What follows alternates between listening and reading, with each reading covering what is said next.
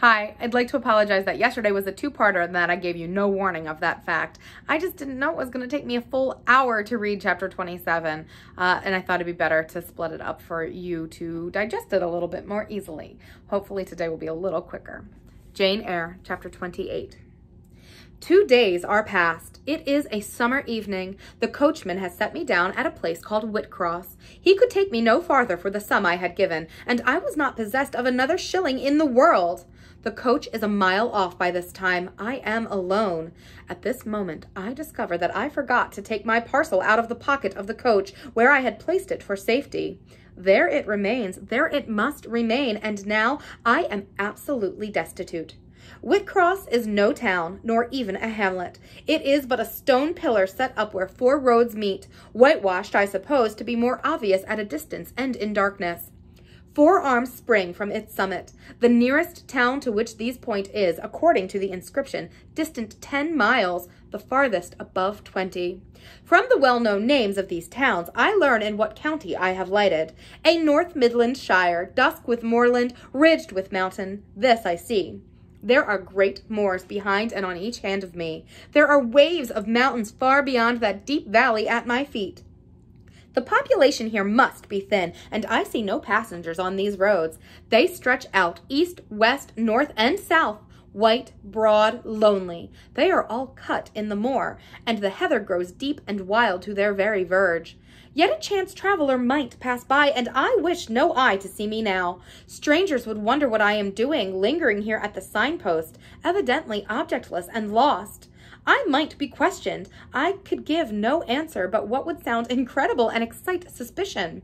Not a tie holds me to human society at this moment. Not a charm or hope calls me where my fellow creatures are.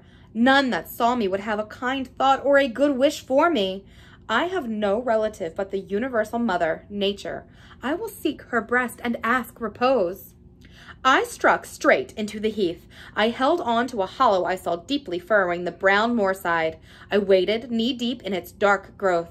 I turned with its turnings, and finding a moss-blackened granite crag in a hidden angle, I sat down under it. High banks of moor were about me. The crag protected my head. The sky was over that. Some time passed before I felt tranquil even here. I had a vague dread that wild cattle might be near, or that some sportsman or poacher might discover me.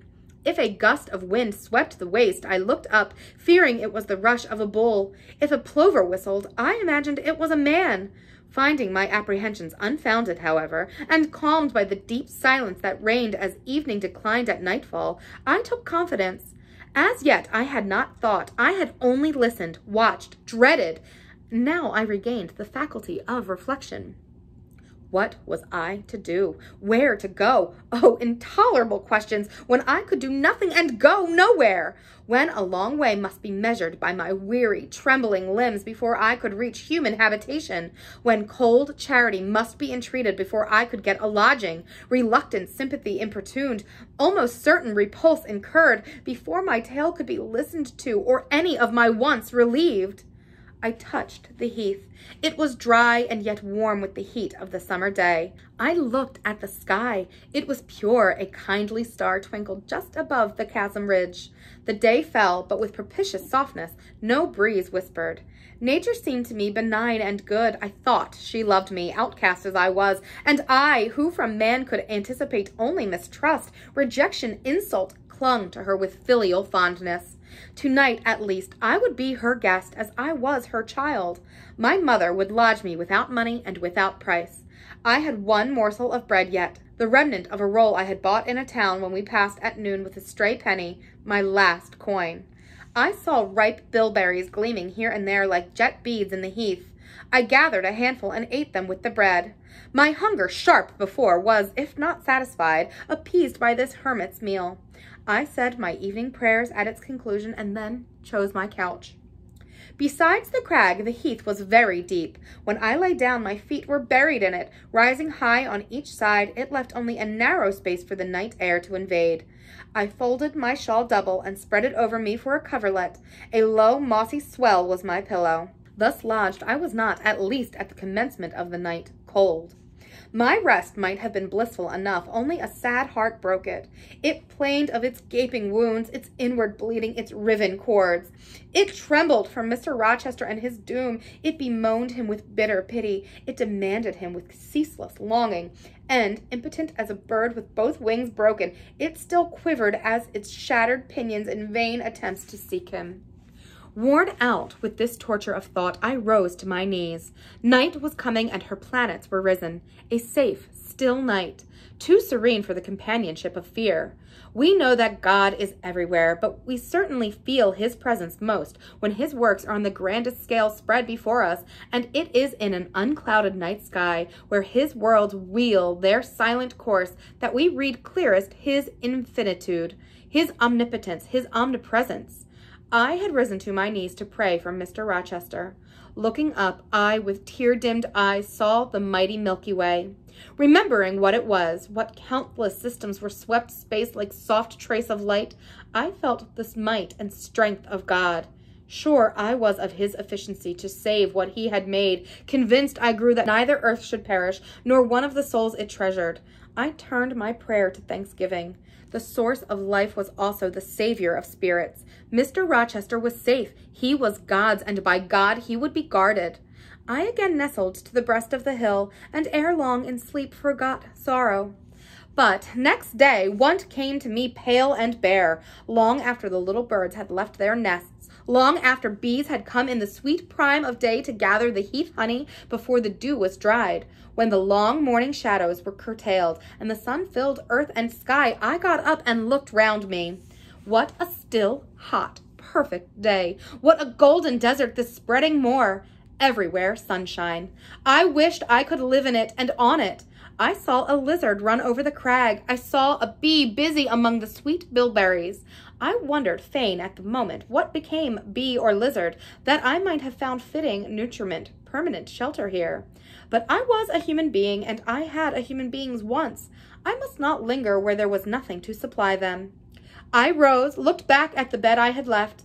Hopeless of the future, I wished but this, that my Maker had that night thought good to require my soul of me while I slept, that this weary frame, absolved by death from further conflict of fate, had now but to decay quietly and mingle in peace with the soil of this wilderness.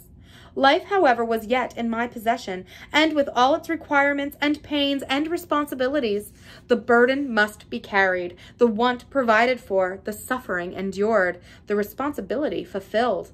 I set out. Whitcross regained, I followed a road which led from the sun, now fervent and high. By no other circumstance had I will to decide my choice. I walked a long time, and when I thought I had nearly done enough, and might conscientiously yield to the fatigue that almost overpowered me, might relax this forced action, and sitting down on a stone I saw near, submit resistlessly to the apathy that clogged heart and limb, I heard a bell chime, a church bell. I turned in the direction of the sound, and there amongst the romantic hills, whose changes and aspect I had ceased to note an hour ago, I saw a hamlet and a spire. All the valley at my right hand was full of pasture fields and cornfields and wood, and a glittering stream ran zigzag through the varied shades of green. The mellowing grain, the somber woodland, the clear and sunny lay. Recalled by the rumbling of wheels to the road before me, I saw a heavily laden wagon laboring up the hill, and not far beyond were 2 cows and their drover. Human life and human labor were near. I must struggle on, strive to live and bend to toil like the rest. About 2:00 p.m. I entered the village. At the bottom of its one street there was a little shop with some cakes and bread in the window. I coveted a cake of bread. With that refreshment I could perhaps regain a degree of energy. Without it, it would be difficult to proceed.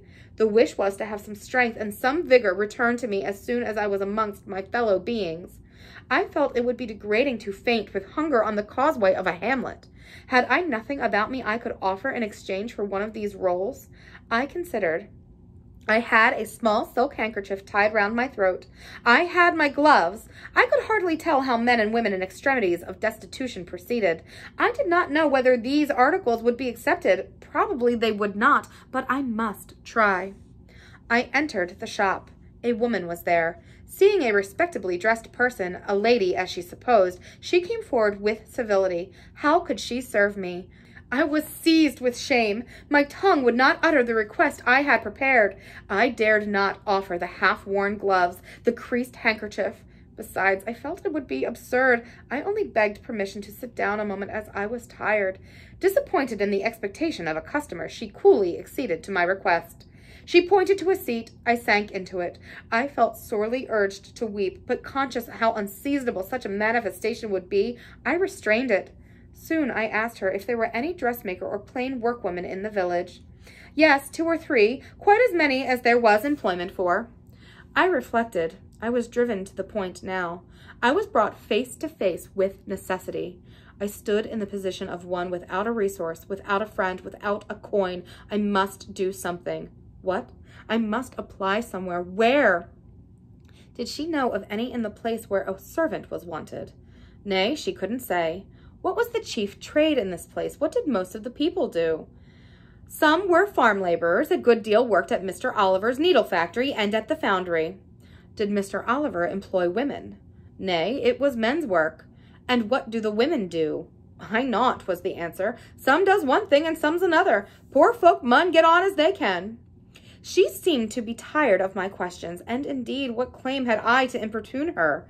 A neighbor or two came in. My chair was evidently wanted. I took leave. I passed up the street, looking as I went at all the houses to the right hand and to the left, but I could discover no pretext nor see an inducement to enter any. I rambled round the hamlet, going sometimes a little distance and returning again for an hour or more. Much exhausted and suffering greatly now for want of food, I turned aside to the lane and sat down under a hedge. Ere many minutes had elapsed, I was again on my feet, however, and again searching something, a resource or at least an informant. A pretty little house stood at the top of the lane, with a garden before it, exquisitely neat and brilliantly blooming. I stopped at it. What business had I to approach the white door or touch the glittering knocker? In what way could it possibly be in the interest of the inhabitants of that dwelling to serve me? Yet I drew near and knocked. A mild-looking, cleanly attired young woman opened the door. In such a voice as might be expected from a hopeless heart and fainted frame, a voice wretchedly low and faltering, I asked if a servant was wanted here. No, said she, we do not keep a servant. Can you tell me where I could get employment of any kind? I continued. I am a stranger without acquaintance in this place. I want some work, no matter what. But it was not her business to think for me, or to seek a place for me. Besides, in her eyes, how doubtful must the appearance of my character, position, tale. She shook her head. She was sorry she could give me no information, and the white door closed quite gently and civilly. But it shut me out. If she had held it open a little longer, I believe I should have begged a piece of bread, for now I was brought low. I could not bear to return to the sordid village, where, besides, no prospect of aid was visible. I should have long rather to deviate to a wood I saw not far off, which appeared in its thick shade to offer inviting shelter. But I was so sick, so weak, so gnawed with nature's cravings, instinct kept me roaming round abodes where there was a chance of food. Solitude would be no solitude, rest no rest, while the vulture, hunger, thus sank beak and talons in my side. I drew near houses, I left them, and came back again, and again I wandered away, always repelled by the consciousness of having no claim to ask, no right to expect interest in my isolated lot. Meantime, the afternoon advanced while I thus wandered around like a lost and starving dog. In crossing a field, I saw the church spire before me. I hastened toward it. Near the churchyard and in the middle of a garden stood a well-built, though small house, which I had no doubt was the parsonage. I remembered that strangers who arrive at a place where they have no friends and who want employment sometimes apply to the clergyman for introduction and aid. It is the clergyman's function to help, at least with advice, those who wished to help themselves. I seemed to have something like a right to seek counsel here. Renewing then my courage and gathering my feeble remains of strength, I pushed on. I reached the house and knocked at the kitchen door. An old woman opened. I asked, was this the parsonage? Yes. Was the clergyman in? No. Would he be in soon? No, he was gone from home. To a distance. Not so far, happen 3 mile. He has been called away by the sudden death of his father. He was at Marsh End now, and would very likely stay there a fortnight longer. Was there any lady of the house? Nay, there was naught but her, and she was the housekeeper. And of her, reader, I could not bear to ask the relief for want of which I was sinking. I could not yet beg, and again I crawled away. Once more I took off my handkerchief. Once more I thought of the cakes of bread in the little shop. Oh, but for a crust, but for one mouthful to allay the pang of famine. Instinctively, I turned my face again to the village. I found the shop again, and I went in, and though others were besides this woman, I ventured the request. Would she give me a roll for this handkerchief? She looked at me with evident suspicion. Nay, she never sold stuff in that way. Almost desperate, I asked for half a cake. She again refused. How could she tell where I had got the handkerchief, she said. Would she take my gloves? No, what could she do with them? Reader, it is not pleasant to dwell on these details. Some say there is enjoyment in looking back to painful experience past, but at this day I can scarcely bear to review the time to which I allude. The moral degradation, blent with the physical suffering, formed too distressing a recollection ever to be willingly dwelt on. I blamed none of those who repulsed me. I felt it was what was to be expected, and what could not be helped. An ordinary beggar is frequently an object of suspicion, a well-dressed beggar inevitably so. To be sure, what I begged was employment, but whose business was it to provide me with employment? Not certainly that of persons who saw me then for the first time and knew nothing about my character. And as to the woman who would not take my handkerchief in exchange for her bread, why, she was right. If the offer appeared to her sinister or the exchange unprofitable, let me condense now. I am sick of the subject. A little before dark, I passed a farmhouse, at the open door of which the farmer was sitting, eating his supper of bread and cheese. I stopped and said, "Will you please give me a piece of bread? I am very hungry." He cast on me a glance of surprise, but without answering, he cut a thick slice from his loaf and gave it to me. I imagine he did not think I was a beggar, but only an eccentric sort of lady who had taken a fancy to his brown loaf. As soon as I was out of sight of his house, I sat down and ate it. I could not hope to get lodging under a roof, and sought in the wood I have before alluded to. But my night was wretched, my rest broken, the ground was damp, the air cold. Besides, intruders passed near me more than once, and I had again and again to change my quarters. No sense of safety or tranquillity befriended me. Towards morning it rained. The whole of the following day was wet. Do not ask me, reader, to give a minute account of that day. As before, I sought work. As before, I was repulsed. As before, I starved. But once food did pass my lips. At the door of a cottage, I saw a little pig about to throw a mess of cold porridge into a pig trough. "Will you give me that?" I asked. She stared at me. "Mother," she exclaimed, "there is a woman who wants me to give her this porridge." "Well, lass," replied a voice within, "give it to her if she's a beggar. The pig doesn't want it." The girl emptied the stiffening mold into my hands, and I devoured it ravenously. As the wet twilight deepened, I stopped in a solitary bridle path, which I had been pursuing an hour or more. As the wet twilight deepened, I stopped in a solitary bridle path, which I had been pursuing an hour or more. "My strength is quite failing me," I said in a soliloquy. "I feel I cannot go much farther. Shall I be an outcast again this night? While the rain descends so, must I lay my head on the cold, drenched ground? I fear I cannot do otherwise, for who will receive me? But it will be very dreadful. With this feeling of hunger, faintness, chill, and this sense of desolation, this total prostration of hope. In all likelihood, though, I should die before morning. And why can I not reconcile myself to the prospect of death?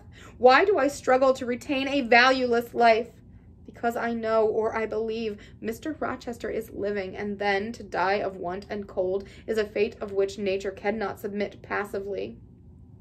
Oh, Providence, sustain me a little longer. Aid, direct me." My glazed eye wandered over the dim and misty landscape. I saw I had strayed far from the village. It was quite out of sight. The very cultivation surrounding it had disappeared. I had, by crossways and bypaths, once more drawn near the tract of moorland, and now only a few fields almost as wild and unproductive as the heath, from which they were scarcely reclaimed, lay between me and the dusky hill. Well, I would rather die yonder than in a street or on a frequented road, I reflected, and far better that crows and ravens, if any ravens there be in these regions, should pick my flesh from my bones, than that they should be prisoned in a workhouse coffin and moulder in a pauper's grave. To the hill then I turned. I reached it. It remained now only to find a hollow where I could lie down and feel at last hidden, if not secure.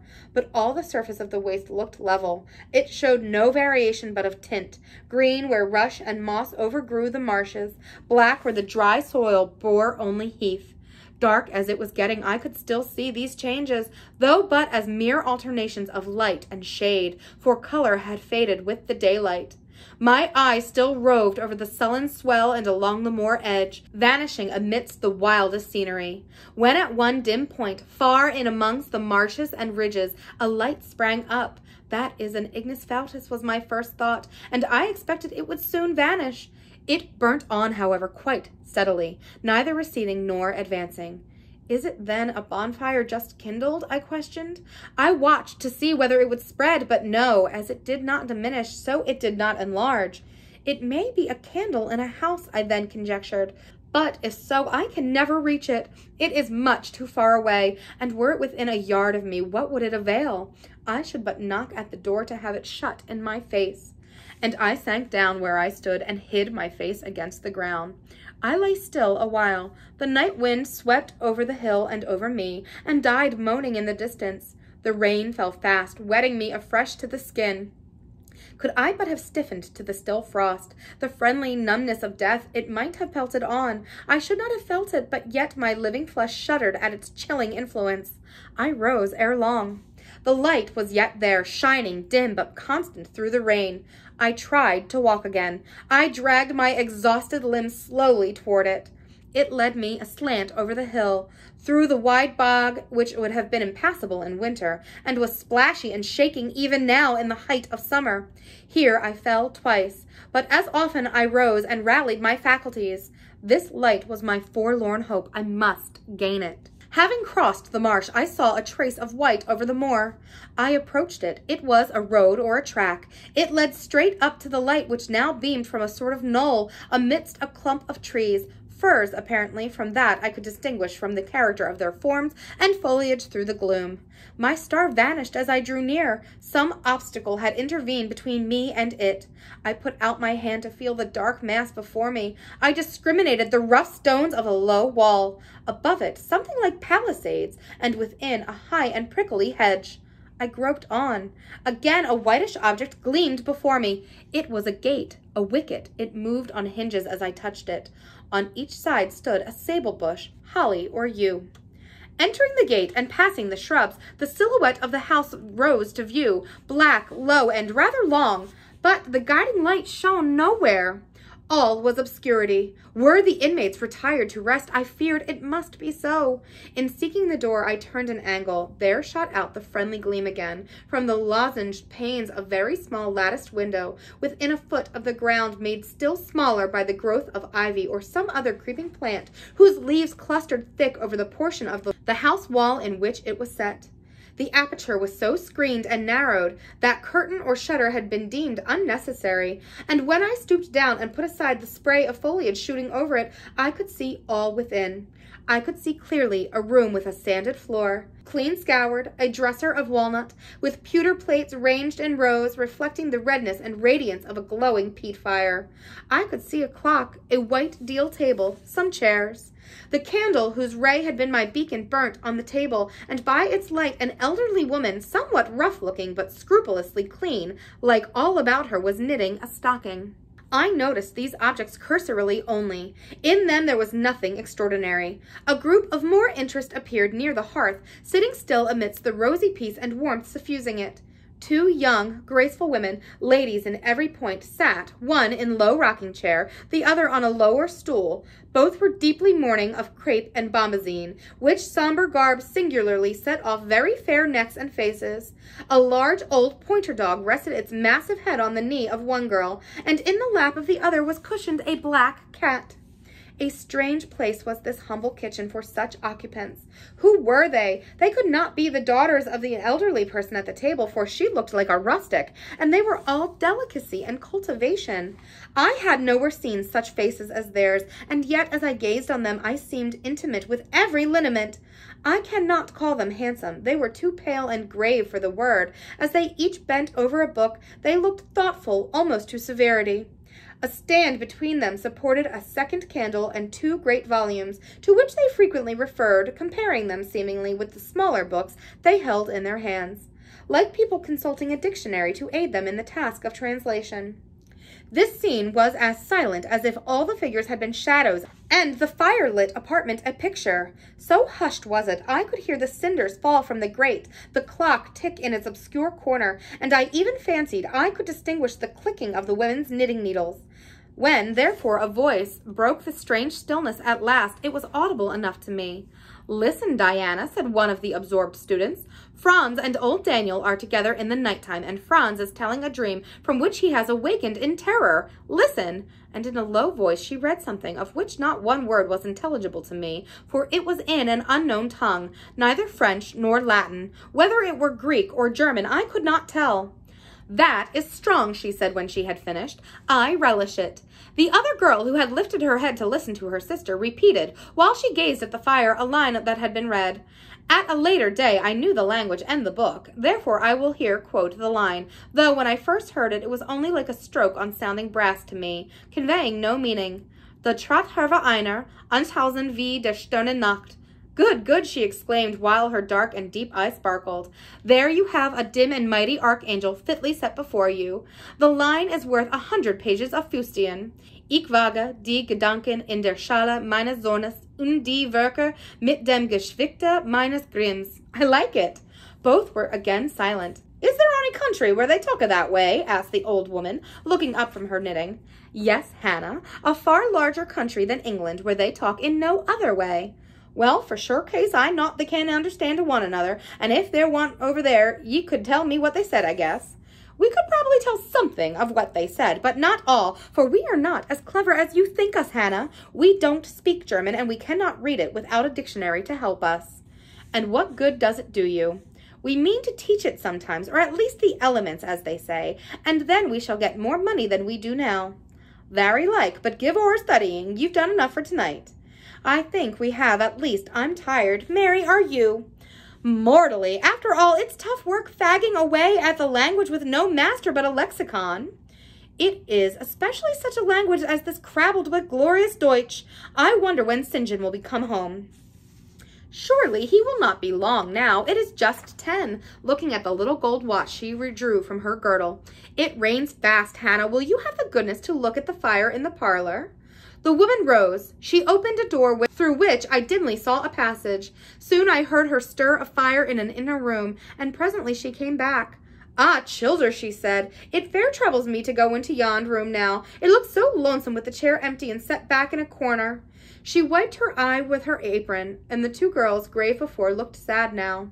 "But he is in a better place," continued Hannah. "We shouldn't wish him here again, and then nobody need to have a quieter death, nor had he." "You said he never mentioned us," inquired one of the ladies. "He hadn't time, bairn. He was gone in a minute, was your father. He had been a bit ailing like the day before, but not to signify, and when Mr. St. John asked if he would like either your to be sent for, he fair laughed at him. He began again with a bit of heaviness in his head the next day, that is, a fortnight sin, and went to sleep and never wakened. He were almost as dark when your brother went to the chamber and fanned him. Oh, childer, that's the last of old stock for thee, and for Mr. St. John is like different sort to them that's gone, for all your mother were as much as your way, and at most look learned. She were the picture of ye, Mary. Diana is more like your father." I thought them so similar, I could not tell where the old servant, for now I concluded her to be, saw the difference. Both were fair-complexioned and slenderly made. Both possessed faces full of distinction and intelligence. One, to be sure, had hair a shade darker than the other, and there was difference in their style of wearing it. Mary's pale brown locks were parted and braided smooth. Diana's duskier tresses covered her neck with thick curls. The clock struck 10. "You'll want your supper, I am sure," observed Hannah, "and so will Mr. St. John when he comes in." And she proceeded to prepare the meal. The ladies rose. They seemed about to withdraw to the parlor. Till this moment I had been so intent on watching them, their appearance and conversation had excited me in so keen an interest that I had half forgotten my own wretched position. Now it recurred to me, more desolate, more desperate than ever, it seemed, from contrast. And how impossible did it appear to the touch of the inmates of this house with concern on my behalf. to make them believe in a truth of my warrants and woes, to induce them to vouchsafe a rest for my wanderings. As I groped about the door and knocked at it hesitatingly, I felt that last idea to be a mere chimera. Hannah opened. "What do you want?" she inquired in a voice of surprise as she surveyed me by the light of the candle she held. "May I speak to your mistresses?" I said. "You had better tell me what you have to say to them. Where do you come from?" "I am a stranger." "What is your business here at this hour?" "I want a night's shelter in an outhouse or anywhere, and a morsel of bread to eat." Distrust, the very feeling I dreaded, appeared in Hannah's face. "I'll give you a piece of bread," she said after a pause, "but we can't take in a vagrant to lodge. It isn't likely." "Do let me speak to your mistresses." "No, not I. What can they do for you? You should not be roving about now. It looks very ill." "But where shall I go if you drive me away? What shall I do?" "Oh, I'll warrant you know where to go and what to do. Mind you don't do wrong, that's all. Here is a penny. Now go." "A penny cannot feed me, as I have no strength to go farther. Don't shut the door. Oh, don't, for God's sake." "I must. The rain is driving in." "Tell the young ladies. Let me see them." "Indeed, I will not. You are not what you ought to be, or you wouldn't make such a noise. Move off." "But I must die if I am turned away." "Not you. I'm feared you have some ill plans agate, that you bring about folks' houses at this time of night. If you're any followers, housebreakers or such like, anywhere near, you may tell them that we are not by ourselves in this house. We have a gentleman and dogs and guns." Here the honest but inflexible servant clapped the door to and bolted it within. This was the climax. A pang of exquisite suffering, a throe of true despair, rent and heaved my heart. Worn out indeed I was. Not another step could I stir. I sank on the wet doorstep. I groaned. I wrung my hands. I wept in utter anguish. Oh, this specter of death! Oh, this last hour approaching in such horror!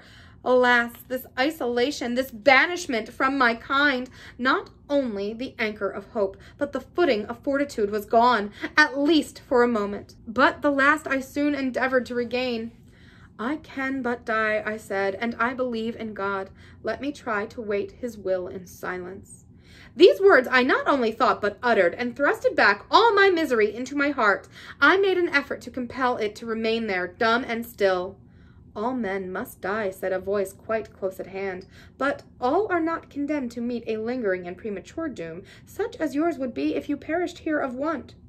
"Who or what speaks?" I asked, terrified at the unexpected sound, and incapable now of deriving from any occurrence of hope of aid. A form was near. What form? The pitch-dark night and my enfeebled vision prevented me from distinguishing. With a loud, long knock, the newcomer appealed to the door. "Is it you, Mr. St. John?" cried Hannah. "Yes, yes. Open quickly." "Well, how wet and cold you must be. Such a wild night as it is. Come in. Your sisters are quite uneasy about you, and I believe that there are bad folks about. There has been a beggar woman. I declare she is not gone yet. Lay down there. Get up, for shame. Move off, I say." "Hush, Hannah. I have a word to say to the woman. You have done your duty in excluding. Now let me do mine in admitting her. I was near and listened to both you and her. I think this is a peculiar case. I must at least examine into it. Young woman, rise and pass before me into the house." With difficulty, I obeyed him.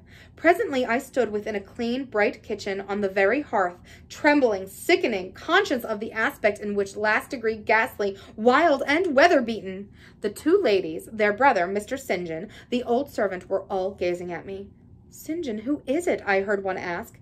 "I cannot tell. I found her at the door," was the reply. "She does look white," said Hannah. "As white as clay or death," she was responded. "She will fall. Let her sit." Indeed, my head swam. I dropped, but a chair received me. I still possessed my senses, though just now I could not speak. Perhaps a little water would restore her. Hannah, fetch some, but she is worn to nothing. How very thin and how very bloodless. A mere spectre. Is she ill or only famished? Famished, I think. Hannah, is that milk? Give it me, and a piece of bread. Diana, I knew her by the long curls which I saw dropping between me and the fire. She bent over me, broke some bread, dipped it in milk, and put it to my lips. Her face was near mine. I saw there was pity in it, and I felt sympathy in her hurried breathing. In her simple words, too, the same balm-like emotion spoke. "Try to eat." "Yes, try," repeated Mary gently, and Mary's hand removed my sodden bonnet and lifted my head. I tasted what they offered me, feebly at first, eagerly soon. Not too much at first. Restrain her, said her brother. She has had enough. And he withdrew the cup of milk and the plate of bread. A little more, St. John. Look at the avidity in her eyes. No more at present, sister. Try if she can speak now. Ask her her name. I felt I could speak, and I answered, My name is Jane Elliot. Anxious as ever to avoid discovery, I had before resolved to assume an alias. And where do you live? Where are your friends? I was silent. Can we send for anyone you know? I shook my head.